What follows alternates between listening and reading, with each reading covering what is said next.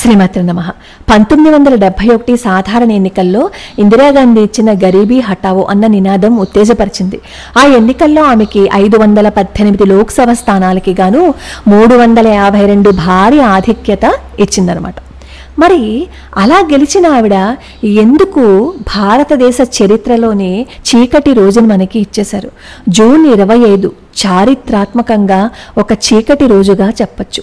అసలు ఏం జరిగింది ఇప్పుడు మనం తెలుసుకుందాం. 1971 ఎన్నికల్లో కాంగ్రెస్ భారీ మెజారిటీని సాధించింది. ఇందిరాగాంధీ గారు ప్రధానమంత్రి అయ్యారు. ఉత్తరప్రదేశ్ రాయబరేలీ నియోజకవర్గం నుంచి ఇందిరాగాంధీ గారు ఎంపీగా పోటీ చేసి గెలిచారు.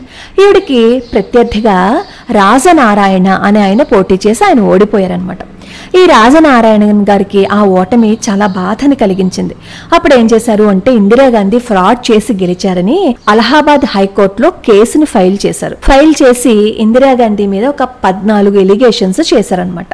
ఆ హైకోర్టు ఏం చేసింది అంటే రెండింటిని మాత్రమే ఇందిరాగాంధీకి వ్యతిరేకంగా ఉన్నట్లుగా చెప్పింది.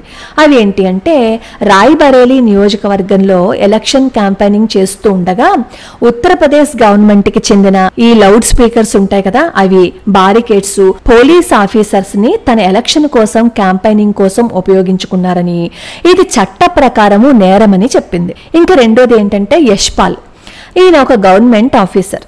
ఈ గవర్నమెంట్ ఆఫీసర్ని కూడా ఈవిడ ఉపయోగించుకున్నారు ఎన్నికల్లో అని చెప్పి అభియోగం. ఈయన ఎక్కడ చేసేవారు అంటే ప్రైమ్ మినిస్టర్ సెక్రటేరియట్లో ఆఫీసర్గా పనిచేస్తున్నారనమాట.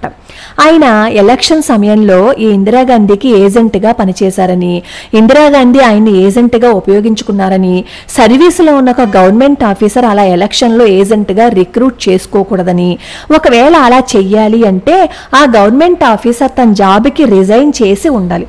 కానీ ఈ యశ్పాల్ గారు 1971 జనవరి 7న ఇందిరాగాంధీ తరపున ఎలక్షన్ క్యాంపెయినింగ్ చేసేటప్పటికే ఆయన సర్వీసులో ఉన్నారు కాబట్టి ఈ రెండింటిని పరిగణలోకి తీసుకుంటున్నాము. ఇందిరాగాంధీకి అలా సహాయం చేశారు కాబట్టి ఇందిరాగాంధీ తన ఎన్నికల్లో గవర్నమెంట్ సొమ్ముని ఉపయోగించుకోవటమే కాకుండా గవర్నమెంట్ ఆఫీసర్ని తన ఎలక్షన్ ఏజెంట్ గా నియమించుకోవటం వల్ల 1975 అలహాబాద్ హైకోర్టు ఏం చేసిందంటే ఇందిరాగాంధీ తప్పు చేసినందుకు గాను 6 సంవత్సరాల పాటు ఎటువంటి ఎలక్టెడ్ పొజిషన్స్ కి అర్హత లేకుండా బ్యాన్ చేసింది. అప్పుడు కాంగ్రెస్ కి ఇందిరాగాంధీ తర్వాత ఇంకొకరిని ప్రధానిగా నిలబెట్టేందుకు 20 రోజుల అవకాశాన్ని కోర్టు ఇచ్చింది. కానీ ఈ తీర్పు ఇందిరాగాంధీకి నచ్చలేదు. అప్పుడు ఏం చేశారు అంటే హైకోర్టు తీర్పుని సుప్రీంకోర్టులో సవాల్ చేశారు. సవాల్ చేస్తే సుప్రీంకోర్టు కూడా ఏం చేసింది అంటే హైకోర్టు తీర్పునే సమర్థిస్తూ ఒక సవరణ చేసింది. అదేంటి అంటే ఇందిరాగాంధీ తన పదవి నుంచి దిగిపోకుండా నెక్స్ట్ హియరింగ్ వరకు కొనసాగించవచ్చు అని చెప్పి సుప్రీంకోర్టు స్టే ఇచ్చింది. 1947 నుంచి 1975 వరకు కాంగ్రెస్ పార్టీ పరిపాలించింది మన భారతదేశాన్ని. ఇంతకాలం పరిపాలించిన ఈ కాంగ్రెస్ పార్టీని ఎలాగైనా ఓడించాలి అని అనుకున్నాయి మిగతా పార్టీలు. దానికి ఇందిరాగాంధీ గారి మీద అభియోగాలు ఉన్న సమయమే సరియైన సమయంగా వాళ్ళు భావించారు. మిగతా పార్టీలన్నీ ఏం చేశారు, ఇందిరాగాంధీకి వ్యతిరేకంగా ర్యాలీలు ధర్నాలు చేశారు. ఇందిరాగాంధీకి సపోర్టు చేస్తూ ఒకవైపేమో కాంగ్రెస్ వాళ్ళు ర్యాలీలు చేశారు, ఒకవైపేమో కోర్టు ఇచ్చిన జడ్జిమెంట్. అసలు తర్వాత ఇందిరాగాంధీ గారు ప్రధానమంత్రిగా కొనసాగుతారా అనేది కూడా అనుమానమే.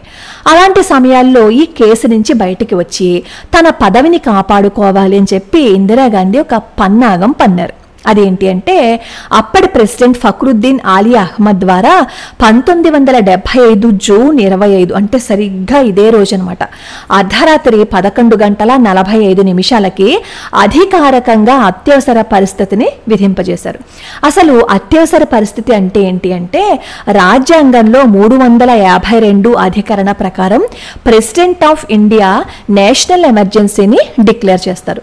ఇలా నేషనల్ ఎమర్జెన్సీని 3 పరిస్థితుల్లో మాత్రమే డిక్లేర్ చేయాలి. అదేంటి అంటే భారతదేశం వేరే దేశంతో యుద్ధం చేస్తున్నప్పుడు ఎమర్జెన్సీని ప్రకటించవచ్చు, వేరే దేశాలు భారతదేశం మీదకి దాడి చేసినప్పుడు కూడా అత్యవసర పరిస్థితిని విధించవచ్చు. మూడోది ఏంటి అంటే భారతదేశాన్ని కుదిపేసేలా ఏవైనా ఇబ్బందులు గొడవలు ఇంటర్నల్ గా వచ్చినప్పుడు కూడా అత్యవసర పరిస్థితిని ప్రకటించవచ్చు. ఈ పరిస్థితుల్లో ప్రెసిడెంట్ ఆఫ్ ఇండియా ఎమర్జెన్సీని డిక్లేర్ చేస్తారు.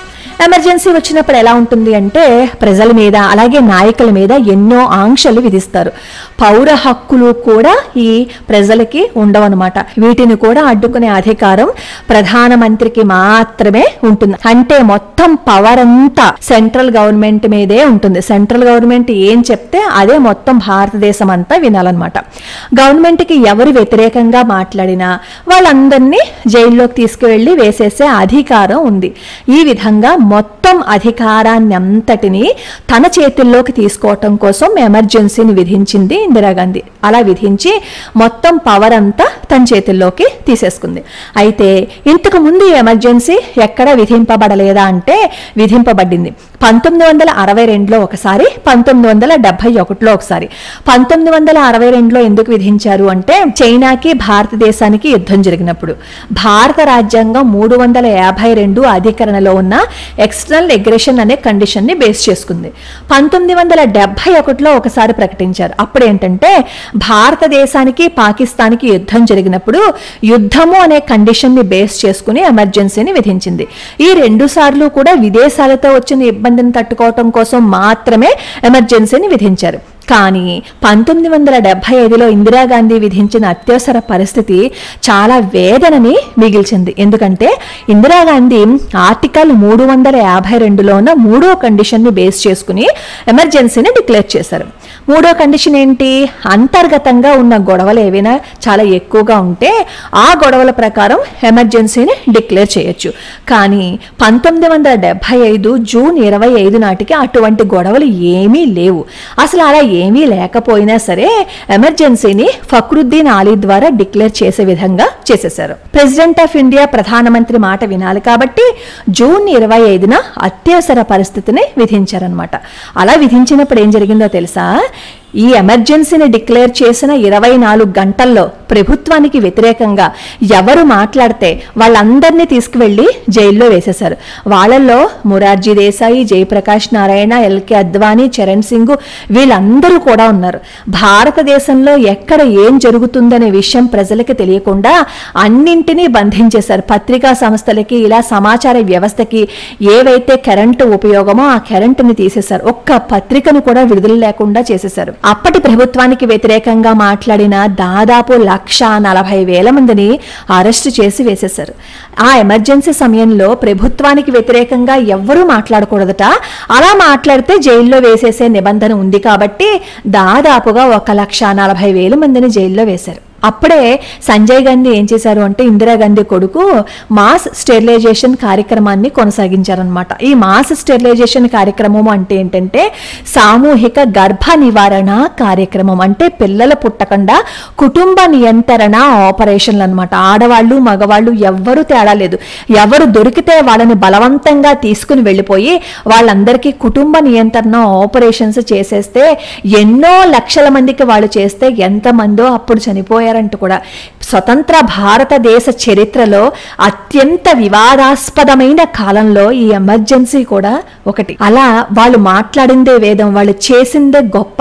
ఇలా వాళ్ళు ఎన్ని అరాచకాలు చేసేశారు. అదే సమయంలో ఇందిరాగాంధీ ఏం చేసింది అంటే రాజ్యాంగాన్ని సవరిస్తూ 39వ రాజ్యాంగ అమెండ్మెంట్ చేసిందనమాట.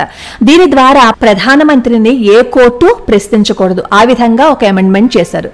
అప్పుడు ఏం జరుగుతుంది?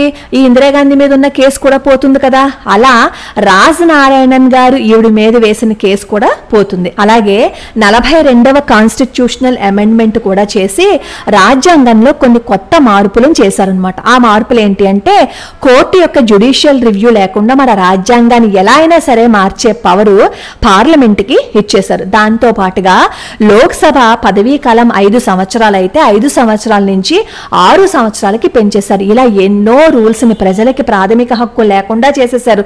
మాట్లాడే అవకాశం లేకుండా చేసేశారు. తన పార్టీలో వాళ్ళైనా సరే తనకి వ్యతిరేకంగా మాట్లాడితే నిర్దాక్ష్యంగా తీసుకువెళ్లి జైల్లో వేసేసి ఒక నియంతలా ప్రవర్తించారు ఇందిరాగాంధీ. అయితే ఇన్ని అనర్థాలు చేసి కూడా మేము చాలా గొప్ప వాళ్ళము, మేము చాలా మంచి పనులు చేశామని చెప్పి కాలర్ ఎగరేసుకుని ఇప్పటికీ తిరుగుతున్నారు వాళ్ళ సంతతి. ఇన్ని చేసిన తర్వాత ప్రజలకి తిరుగుబాటు వస్తుంది కదా, రాకుండా ఉండదు కదా. ఆ తర్వాత ఏమైంది అంటే 21 31 మార్చి 1977న ఎమర్జెన్సీ ఎత్తేశారు. అప్పటికే జరగాల్సిన నష్టం జరిగిపోయింది. ఈ ప్రజలకి ఇందిరాగాంధీ మీద, కాంగ్రెస్ పార్టీ మీద చాలా కోపం వచ్చేసింది అనమాట. కోపం రాదా, అసహ్యం కూడా వేస్తుంది కదా. అలా 1977 ఎన్నికల్లో ఘోరంగా ఓడిపోయి 154 స్థానాలలో మాత్రమే తన ఆధిక్యతని చూపించుకుంది. ఇన్ని పనులు చేసినా కూడా 154 స్థానాలలో ఆవిడికి ఆధిక్యతని ఇచ్చారు అంటే మన వాళ్ళు ఎంత గొప్పవాళ్ళో ఒక్కసారి ఆలోచించి చూడండి. ఎంతమందికి అన్యాయం చేసేశారు, ఎంతమందిని జైల్లో వేశారు, ఎంతమందిని బాధ పెట్టారు. మన ప్రాథమిక హక్కులను కూడా కాలరాసే విధంగా చేస్తే 154 స్థానాలలో మళ్ళీ ఆవిడని కూర్చోపెట్టారు అంటే అది మన వాళ్ళ గొప్పతనం.